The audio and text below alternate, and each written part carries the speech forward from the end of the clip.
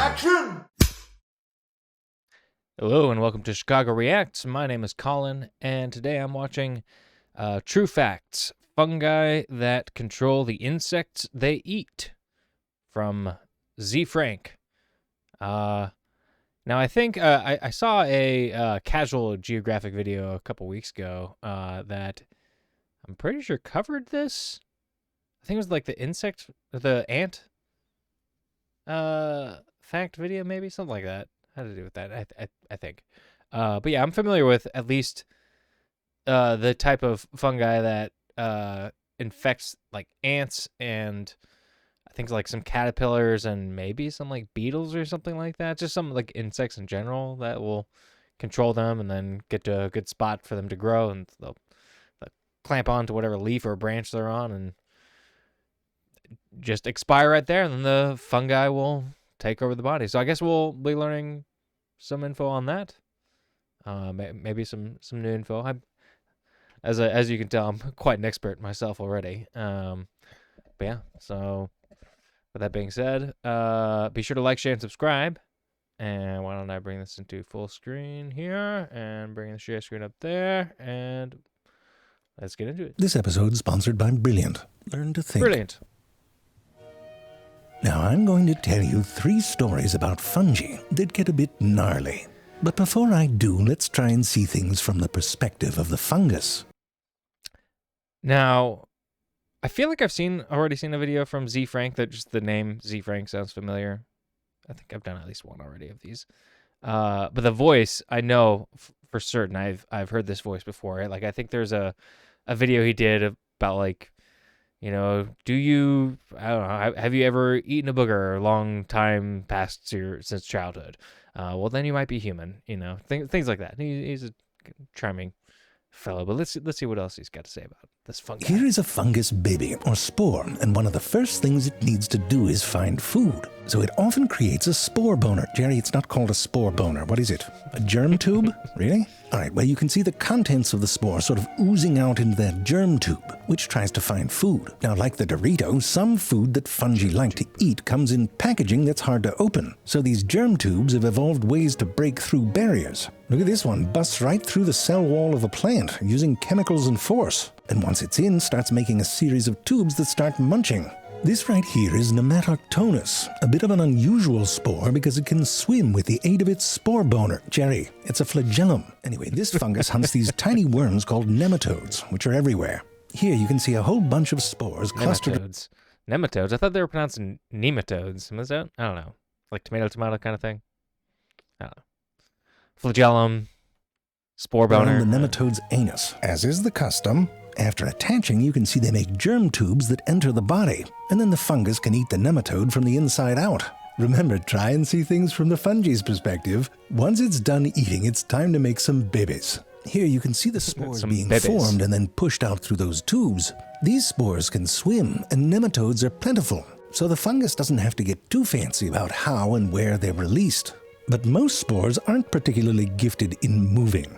So it's quite important that they wind up close to whatever it is they eat. Fungi have evolved a number of clever ways to get the spores to the right place. But perhaps the cleverest way is getting the food itself to help out.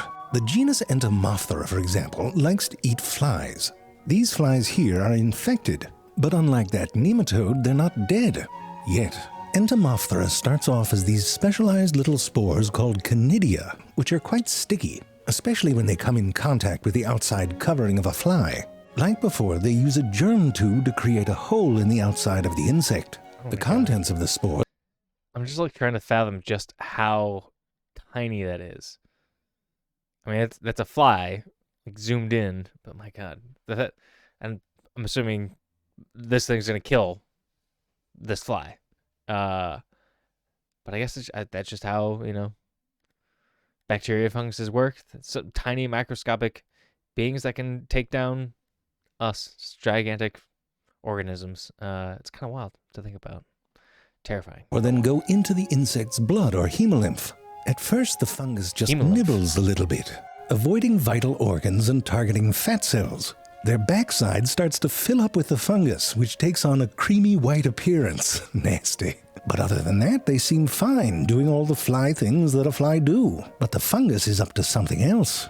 After about 48 hours or so, Entomophthora cells start entering the fly's brain. As the number of cells in the brain increase, they seem to target a group of neurons involved in the fly's sleep-wake cycle, or circadian cycle. The science hippies know this because the fly's brain is small enough that they've been able to map it out in quite some detail. On the day the fly will die, just around sunset, and yes, fungi can tell time, it's crazy, those cells in the brain seem to trigger the fly to release juvenile hormone. This in turn creates a burst of energy in the fly. Oddly, around the same time the fly stops flying. From here on in, don't call it a fly, call it a walk.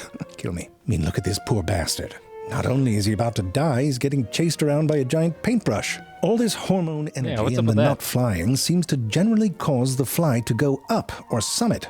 When it is suitably heighted, the fly then extends its mouth parts or proboscis. By now the fly isn't in very good shape, so it's all a bit shaky. Now they don't know who makes it, either the fly or the fungus, but this adhesive starts leaking out the proboscis, which glues the fly's mouth parts to the surface. And now the fly's stuck. With the fly firmly in place, the fungus can now eat all the things that it's been patiently avoiding. Organs, the testes, you save those for last. And in one final manipulation, the fungus causes the fly to raise its wings to get them out of the way for what happens next. With its food source depleted, the fungus is now ready to make some babies. Here you can see it engulf what remains of the fly. I hope by this point that the fly is dead. I hope so. I can't imagine any part of this being comfortable for that fly. Just, yeah. This is dramatic, man. This is a horrible way to go. Good fly. Lord. And if you look close near the top, you can see the spores hitting the glass of the camera lens. The fungus creates these specialized structures called conidiophores.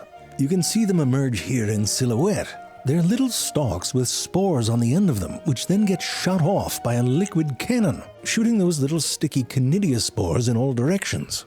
And check this out. If the spore lands on a part of a fly that it can't infect, like a wing, it can create its own spore cannon and fire off another spore. Sporeception. Now imagine you're an uninfected fly in the area. These deadly spores popping off in all directions. It's pretty grim, but it actually gets worse. In the process of making these spores, compounds are secreted that are essentially sexual signals, causing other flies to come over and try to have sex with the corpse. I know what you're thinking. What's so bad about that? Well, remember the sticky stuff that glued the mouth parts to the surface? Well, it didn't just come out the mouth parts. So if you try to have sex with this corpse, you get stuck to it. And now not only are you infected, but you've got some explaining to do when you go to work tomorrow. And Dave from accounting's going to say something like, "Oh, looks like you had an interesting weekend." And you're like, "Yes, it was a nice weekend, Dave. Went antiquing, planted some herbs, f***ed a corpse, and did some light spring cleaning, thank you very much." Freaking Dave. Listen, when these zombie fungi come for us, we're going to need the skills to fight back. The kind of skills you can learn at Brilliant.org. If movies have taught me anything, we're going to have to build robot suits, and that's complicated. Luckily, Brilliant has thousands of lessons, from foundational and advanced math to AI, data science, neural networks, and more. And there's new lessons added every month. If learning something new sounds overwhelming, you haven't tried Brilliant. It's interactive and focused on everyday learning. Small bites that push you forward at your own pace. Don't expect AI to save us. It'll be off playing chess by itself. Gonna make the flesh computers do all the work. This is the sort of learning that gives you a leg up, both in the workforce, but also in appreciating the world around you. To try everything Brilliant has to offer, free for a full 30 days, visit brilliant.org/ZaveFrank or click on the link in the description. The first 200 of you will get 20% off Brilliant's annual premium subscription. Brilliant is a longtime sponsor of True Facts. Please check them out today. Where were we? Oh, right.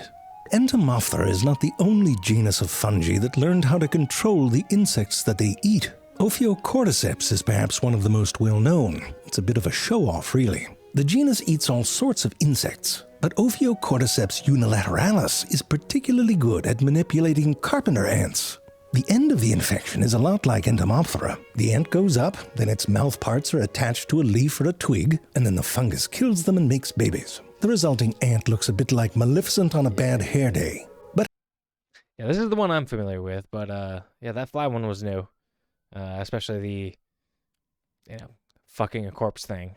Which, for a creature that likes poop and other rotting things, not surprising.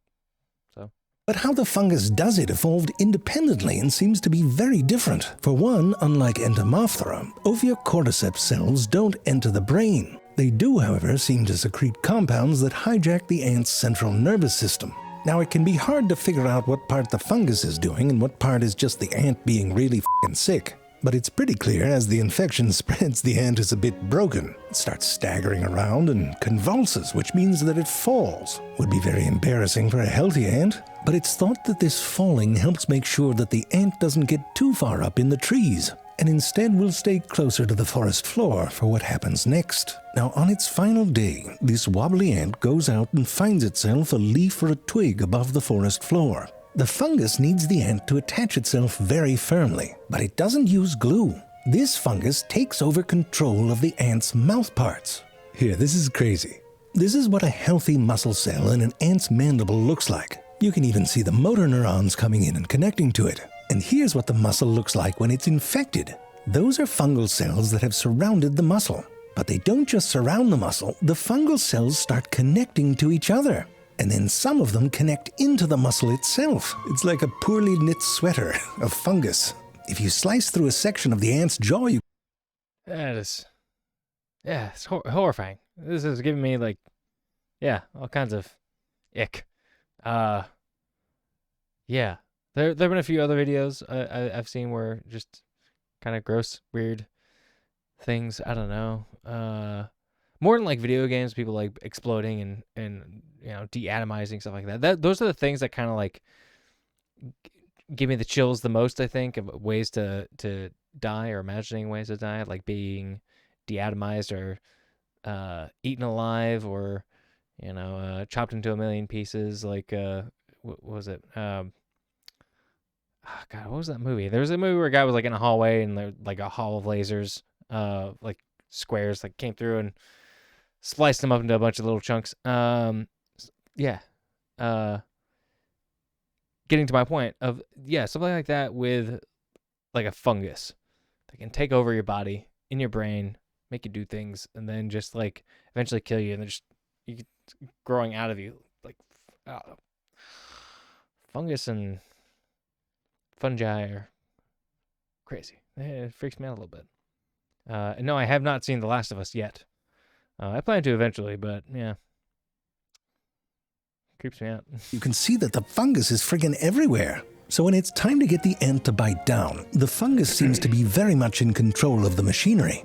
On a leaf, the bite is almost always around that center vein. And it's deep. Those are the bite marks. As the ant bites, the fungus destroys the muscle tissue, which makes it impossible for the ant to ever let go. At this height off the forest floor, the conditions are just right for the fungus to take its time. Over the next week or so, the fungus consumes what's left to be eaten, and then sends up a stalk or fruiting body from just behind the head. And from like like the idea of a stalk like sprouting up from the back of your head or your neck, or just the kind of fuzzy stuff that having that, the fuzzy stuff you see on like molding fruit and shit like that.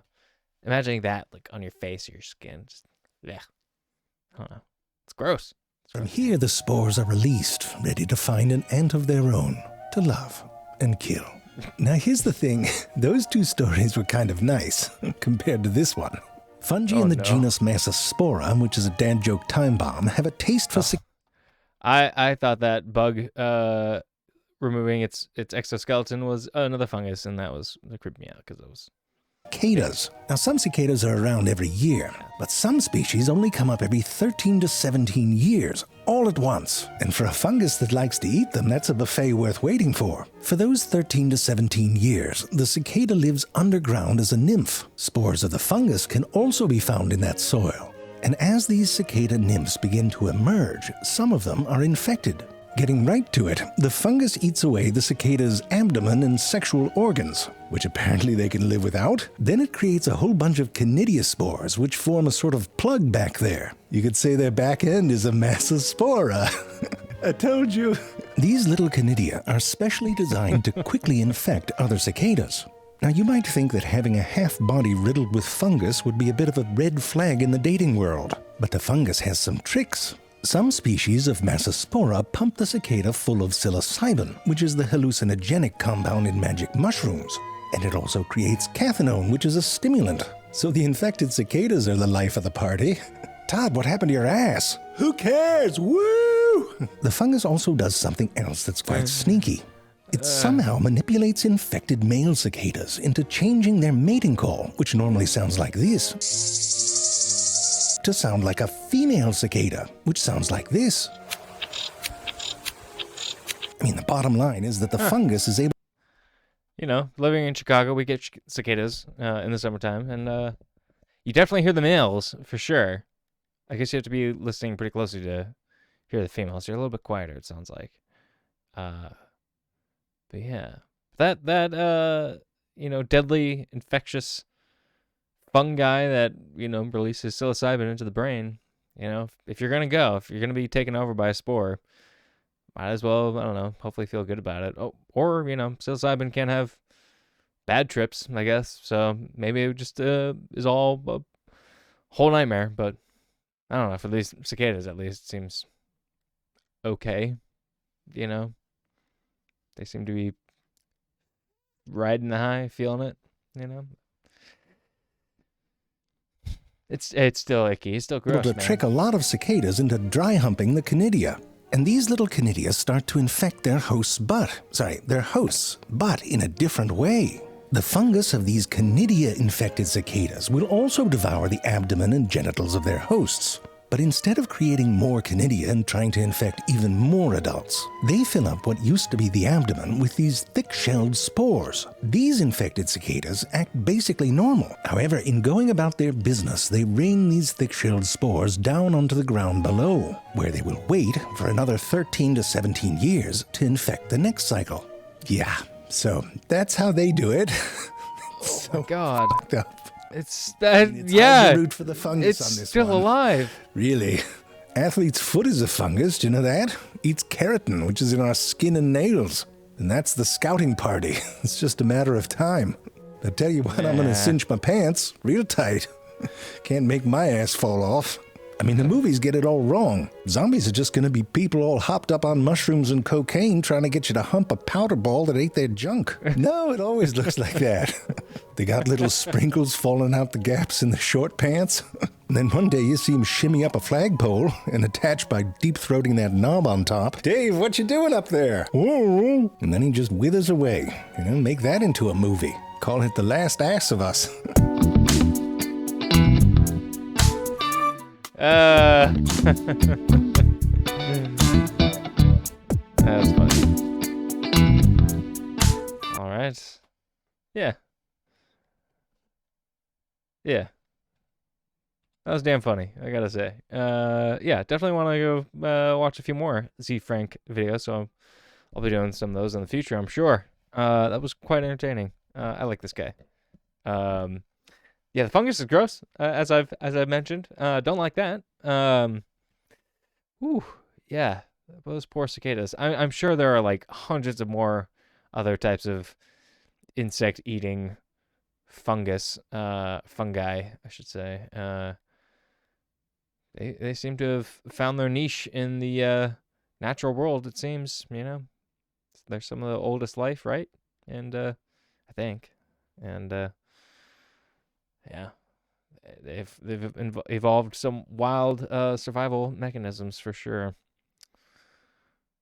Wow, yeah, life on Earth, man, it's pretty crazy. Like, it'd be cool to find life, extraterrestrial life, on other planets and whatnot, especially if it's intelligent life. But there's an abundance of life in huge varieties. Like, it is pretty crazy to think about it. Like, that fungus, it's a living thing. It's alive. The insects that they infect, they're alive, and there's, I don't know, so many different varieties and subspecies and whatnot. I don't know. Life is crazy, y'all. But thanks for watching. I hope you enjoyed. And again, be sure to like, share, and subscribe if you want to continue seeing more videos like this. And with that being said, I'll see you next time. And yeah, the patrons.